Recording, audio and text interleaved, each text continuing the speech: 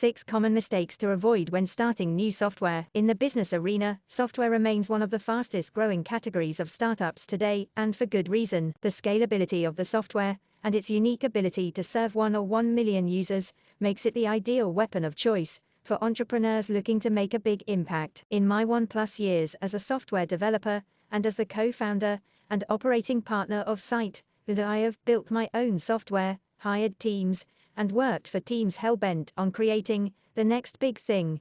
From apps to software as a service, I have hit major pitfalls, completely FAI-led, and even found my way into some successful companies. Are you thinking of bringing your own software platform to market and want some helpful advice? If so, here is a highlight reel of the top mistakes that plague most young and ambitious software entrepreneurs. I personally made many of these mistakes, and can attest to their severity. If you are thinking about building something, struggling to find the best product market fit, or are fighting it out in the marketplace already, it's imperative to avoid these key mistakes. Not choosing your market wisely. Most software startups are doomed from the start, simply because their founders have chosen a bad market. Bad markets can be too competitive, or too empty. So when you are picking a market to enter with your software idea, make sure of 2 things. First, that your product can compete, and second, make sure that there will be paying customers or advertisers to pitch what you end up building to. Not building a real minimum viable product, it's all too tempting to set out with a features,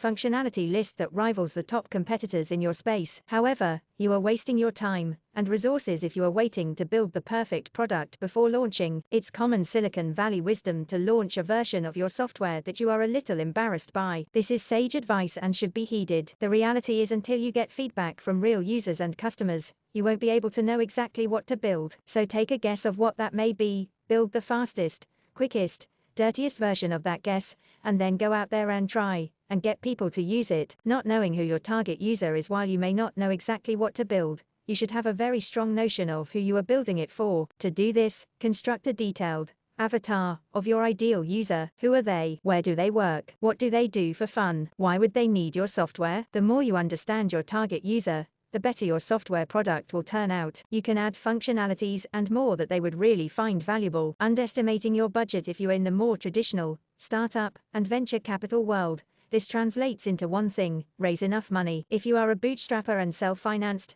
this is even more critical to building your product. In my experience, I have found that software tends to take twice the time and twice the budget of whatever a professional development team quotes you. As much as I hate to admit it, this is just the way it always seems to work out. So when you set out to hire developers and build a team, be sure that you have enough capital to actually get a product out into the marketplace. If not, you will end up with a half-finished project and shattered nerves. Cheaping out on developers. When you do manage to find the budget, be sure that you aren't just attracted to the cheapest bids from offshore development companies. Yes, while an $8 developer may seem attractive on paper, I assure you that they will end up costing you more in lost time, poor craftsmanship, and headaches down the line. Pick good developers, and if you don't know the difference, hire someone to pick them for you. Co-founder is worth their weight in gold. Not having a techie in your corner while a CTO is essential. Working with one does eliminate the vast majority of problems that non-technical founders ultimately face in the building and launching of software products. They also significantly reduce your initial costs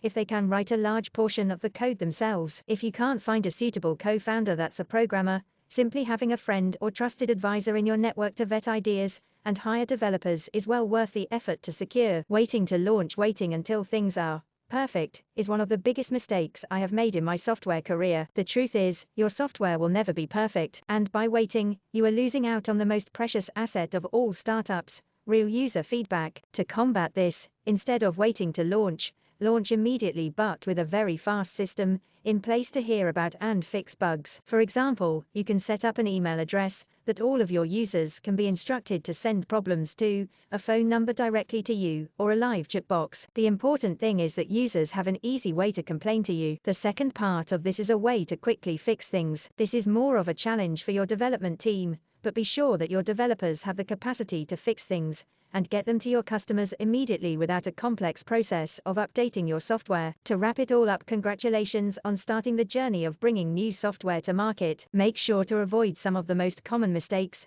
that plague new software entrepreneurs, which include not choosing the market wisely, underestimating the budget, being cheap when selecting developers to work with, and waiting to launch. Avoiding these blunders should help your entrepreneurial endeavor be nothing short of successful.